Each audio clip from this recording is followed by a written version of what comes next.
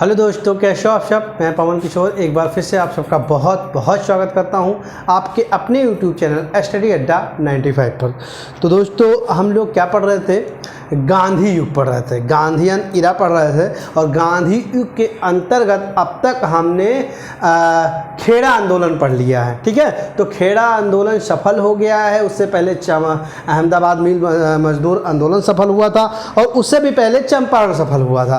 तो I hope आप लोग को वीडियोस बहुत अच्छी लगी होंगी, और अगर आपको वीडियो अच्छी लगती हैं तो आप लाइक और शेयर करना ना भूलें। और हमारे जो भी इस चैनल पर नए, हमारे चैनल को सब्सक्राइब जरूर कर लें, ताकि जो भी नई वीडियोज़ आए सबसे पहले नोटिफिकेशन आप तक जरूर पहुँचे और कहीं ये वीडियो आपसे मिस ना हो जाए। ठीक है, तो आइए स्टार्ट करते हैं। आज ही बहुत इंपॉर्टेंट टॉपिक है, गांधीयन इरा का बहुत इंपॉर्टेंट टॉपिक है, रॉलेट एक्ट। और रॉलेट एक्ट के अंतर्गत क्या होता है आज हम बताएंगे इस वीडियो में। और आई होप कि आप लोग बहुत अच्छे से समझ भी पाते होंगे कि क्या गांधीयन इरा में क्या अब तक पढ़ाया गया और क्या हम पढ़ रहे हैं। ठीक है, और आई होप इसमें आने वाले सारे क्वेश्चन, गांधी युग से आने वाले सारे क्वेश्चन आप लोगों ने हल जरूर किया होगा। ठीक है, तो आइए स्टार्ट करते हैं। रॉलेट एक्ट, तो रॉलेट एक्ट में अब तक गांधी जी सफल हो चुके हैं, खेड़ा आंदोलन कर चुके हैं। खेड़ा आंदोलन में उनको जब वो गए थे तो उनका स्वागत हुआ था फूलमाला से, और जब वहां से लौटे तो उनको कोई खाने के लिए भी नहीं पूछ रहा था। ठीक है, तो फिर क्या होता है कि गांधी जी के राजनीतिक गुरु कौन थे? गांधी जी के राजनीतिक गुरु थे गोपाल कृष्ण गोखले। गोपाल कृष्ण गोखले। अच्छा, गोपाल कृष्ण गोखले के गुरुजी कौन थे? महागोविंद रानडे। महागोविंद रानडे। ठीक है, अच्छा, महागोविंद रानडे जी कहां से थे? तो ये महाराष्ट्र से थे, इसीलिए इन्हें महाराष्ट्र का सुकरात कहा जाता है। ठीक है, महाराष्ट्र का सुकरात किसको कहा जाता है? जब कभी क्वेश्चन आए कि महाराष्ट्र का सुकरात किसे कहा जाता है, तो किसे कहा जाता है बच्चों? महागोविंद रानडे, जो कि गोखले जी के गुरु हैं। और महागोविंद रानडे के गुरु केशव चंद्र सेन जी हैं। कौन है? केशव चंद्र सेन है। अच्छा, क्या होता है कि जब गांधी जी 1915 में 9 जनवरी 1915 में दक्षिण अफ्रीका से भारत आए थे, तब इनके गुरु ने कहा था, गोखले जी ने कहा था कि बेटा 1 साल भारत में स्टूडेंट बन के रहना। और ये 1 साल स्टूडेंट बन के रहे। उस समय इन्होंने भारत को समझा। ठीक है, अच्छा, जब ये उसी समय इनसे कहा गया कि आप पहले तो 2 साल भारत का भ्रमण करो। पहले तो कहा गया कि 2 साल भारत का भ्रमण करो, और 15 से 17 तक लेकर के उसी बीच साबरमती आश्रम का इन्होंने स्थापन किया था। और उसी बीच 2 साल अपने मित्र प्रभुदास के साथ, इनके एक मित्र हुआ करते थे प्रभुदास, प्रभुदास के साथ 2 वर्ष भारत का भ्रमण किया। भारत का भ्रमण किया, भारत की स्थिति को जाना, और लोगों ने इन्हें जाना। और अंग्रेज गांधी जी के नाम से दहशत में तो रहते ही थे। तो जब इनका 2 साल पूरा हो गया, आकर के इन्होंने चंपारण किया और खेड़ा किया, मजदूर आंदोलन किया।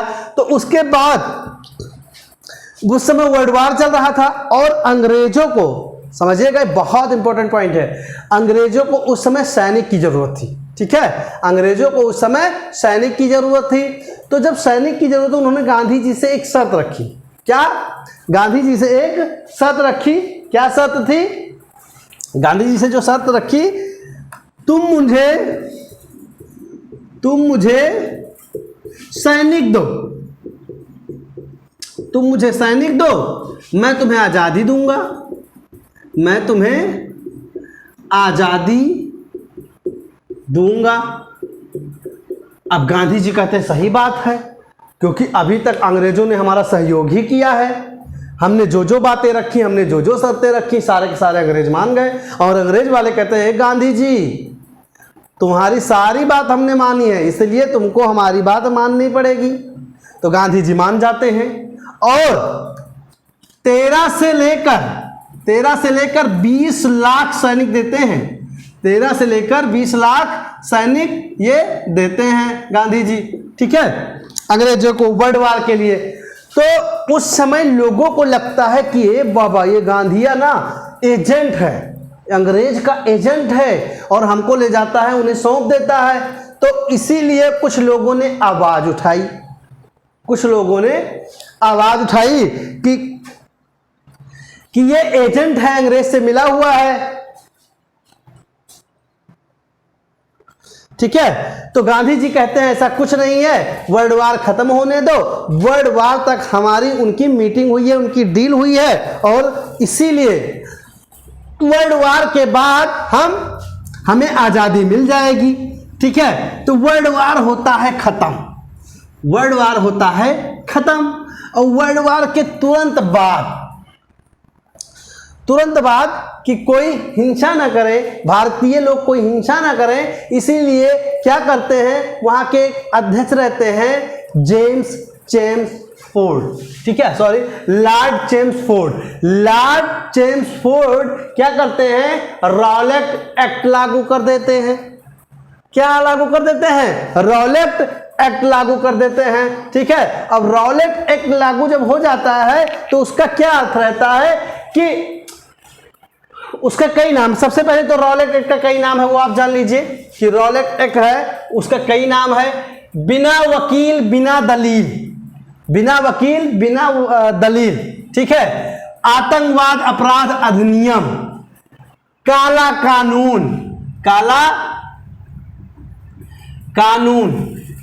अर्थ यह है कि अंग्रेज लोग के सिपाही घूम रहे होते हैं और जैसे ही 3 लोग इकट्ठा हो जाते हैं या इनको संदेह होता है, अंग्रेजों को संदेह होता है कि कोई कमेटी बनाई जा रही है, कोई गठन बनाया जा रहा है, तो तुरंत उठाकर इनको जेल में डाल दिया जाता है और साफ साफ बोल देते हैं कि अब अगर आप समूह में 3 लोग दिखाई दिए तो गोली से उड़ा देंगे।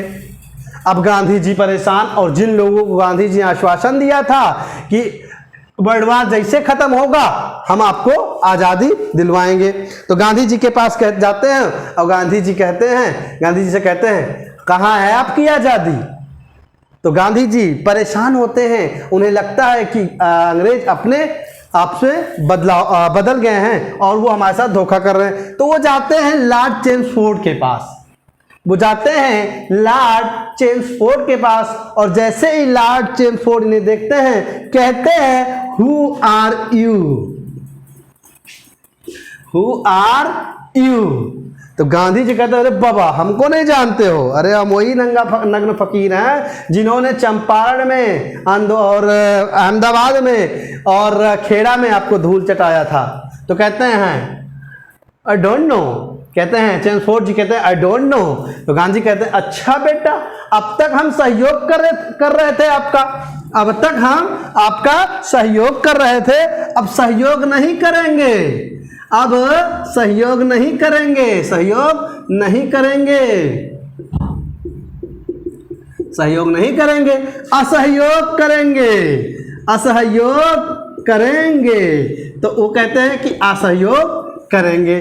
तो असहयोग का मतलब हो गया कि अब हम आंदोलन करेंगे, आपका अभी तक हम साथ दे रहे थे, अब हम आपका साथ नहीं देंगे। ठीक है, तो यहां तक की बात जब गांधी जी की हो जाती है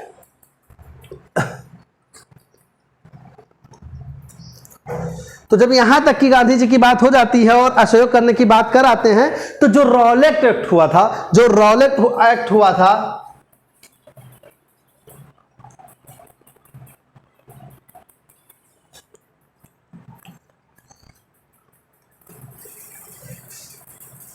रॉलेट एक्ट जब हुआ था तो सिर्फ उसका विरोध 2 जगह हुआ था। ठीक है, और रॉलेट एक्ट का विरोध 2 जगह हुआ था। तो रॉलेट एक्ट 18 मार्च को हुआ था, सबको पता है कि रॉलेट एक्ट 18 मार्च को हुआ है, मार्च को हुआ था, 18 मार्च को।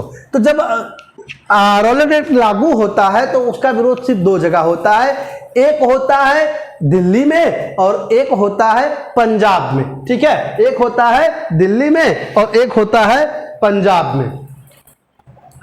तो एक दिल्ली में और एक पंजाब में। दिल्ली में कौन करता है, दिल्ली में कौन करता है, तो आइए बताते हैं कि दिल्ली में कौन करता है। इसका विरोध रॉलेट एक्ट का विरोध, रॉलेट एक्ट का विरोध दो जगह होता है, एक दिल्ली में और एक पंजाब में, एक दिल्ली में एक पंजाब में। अच्छा ठीक है, दिल्ली और पंजाब में तो दिल्ली से स्वामी श्रद्धानंद जी करते हैं, स्वामी श्रद्धानंद जी। और पंजाब से दो लोग रहते हैं, एक डॉक्टर सत्यपाल जी, एक डॉक्टर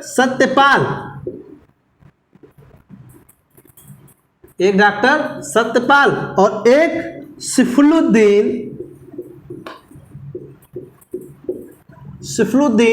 किचलू।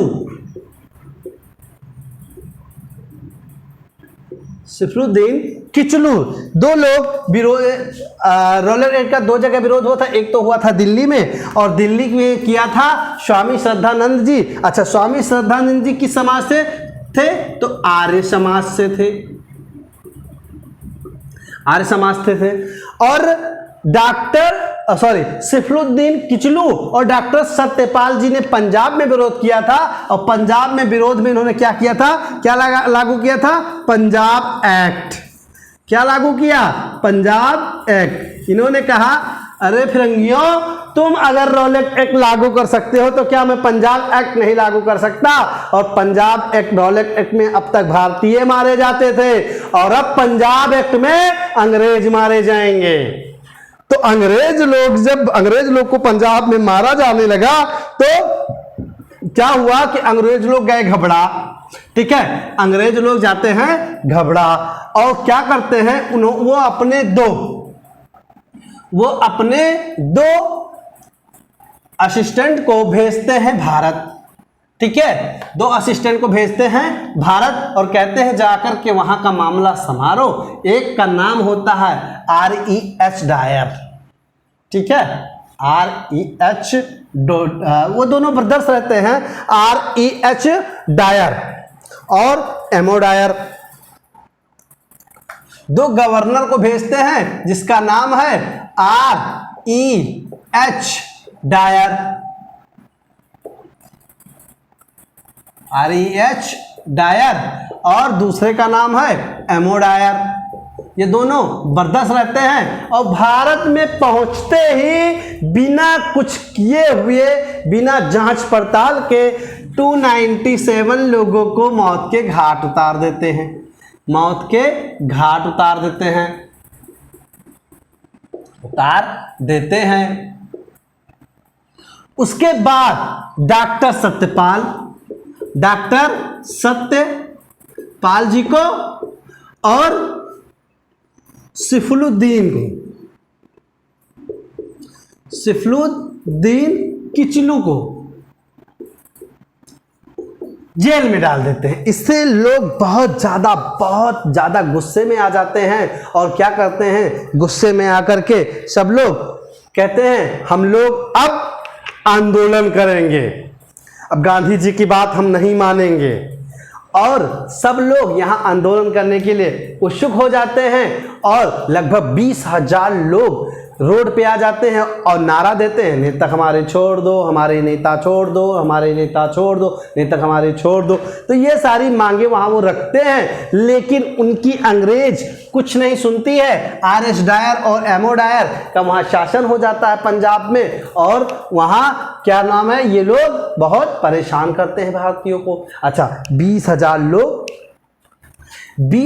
लोग आराम से क्या कर रहे हैं, असहयोग कर रहे हैं, आंदोलन कर रहे हैं, रोड पे नारे देते हुए जा रहे होते हैं। ठीक है, इसी बीच एक दंपति सिखुंड और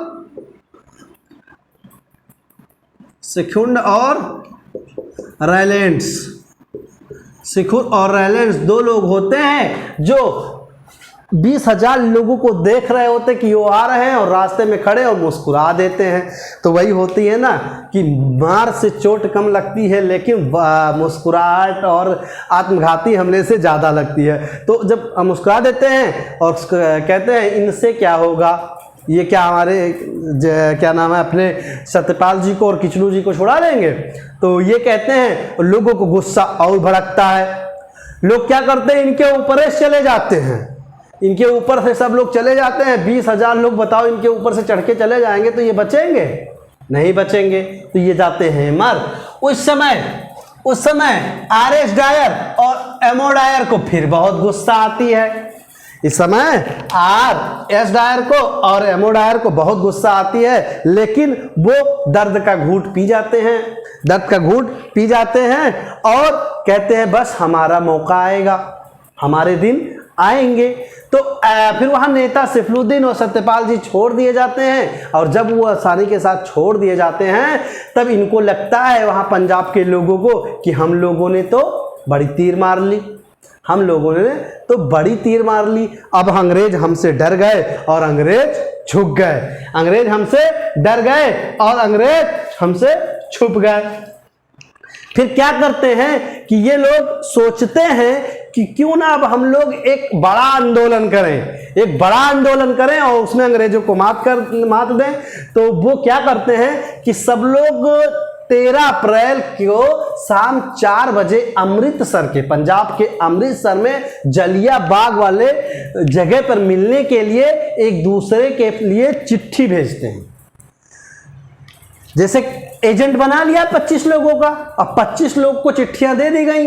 अब एक दूसरे को मिलते गए, उनको चिट्ठियां देते गए, एक दूसरे को मिलते गए, उनको चिट्ठियां देते गए, एक दूसरे को मिलते गए और चिट्ठियां देते गए। कि उसमें यही लिखा था कि शाम 4 बजे 13 अप्रैल को हम सब जलिया बाग में मिल रहे हैं, और वहां मिलने के बाद हम लोग वहां चौकी पर हमला बोल देंगे और सारे मामले वही रफा दफा कर देंगे। अच्छा, इसकी तैयारी हो ही रही होती है। उस समय गांधी जी गुजरात में होते हैं। गांधी जी को धीरे से कहीं से भनक पड़ जाती है।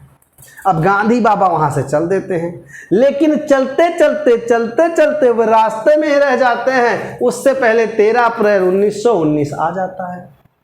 ठीक है। अच्छा, 1919 में जलिया बाग तो सफल हो जाता, लेकिन वो नहीं सफल हुआ। उसका एक कारण है। जब ये चिट्ठियां बढ़ रही थी तो उस समय एक था डॉक्टर हंसराज। अच्छा, ये चिट्ठी इसके हाथ भी लग जाती है। अब इन भाई साहब को चाहिए पैसा और मोटा पैसा चाहिए, तो ये क्या करते हैं, धीरे से जा करके और चोरी चुपके कर देते हैं गद्दारी। ये दिखा देते हैं गद्दारी, और गद्दारी दिखाते हैं जा करके ये चिट्ठी दे देते हैं डायर को। किसको देते हैं? डायर को। और चिट्ठी जब डायर को मिलती है, डायर कहते हैं इतना बड़ा षड्यंत्र हमारे खिलाफ रचा जा रहा है। तो वो अपने ऊपरी कमिश्नरी से बात करते हैं, और उसके बाद क्या हुआ जलिया बाग वाला कांड, हत्याकांड में, वो हम अगली वीडियो में बताएंगे। ठीक है। तो आई होप कि आप लोग को गांधी जी के बारे में बहुत अच्छे से समझ में आ रहा होगा, और आप लोग को मज़ा भी आ रहा होगा, क्योंकि इसमें इतने तथ्य हैं, ऐसे कोई पेपर नहीं आते जहां गांधी जी से कोई क्वेश्चन रिलेट ना हो। ठीक है। तो आई होप कि आप लोग बहुत अच्छे से प्रिपरेशन कर रहे होंगे, बहुत अच्छे होंगे। हमारे इस वीडियो को अगर अच्छी लगे तो आप शेयर जरूर करें, लाइक करें, कमेंट करें, और ज़्यादा से ज़्यादा लोगों तक पहुंचाएं, ताकि सबको हमारी वीडियो मिल पाए और आप लोग अपने सक्सेस को पाने में थोड़ी सी, जितनी भी मेहनत हमको करनी पड़ेगी या जितना हमसे हो पाएगा हम वो करेंगे, और आप लोग वीडियो को पूरा देखिए। ठीक है। Thank you so much.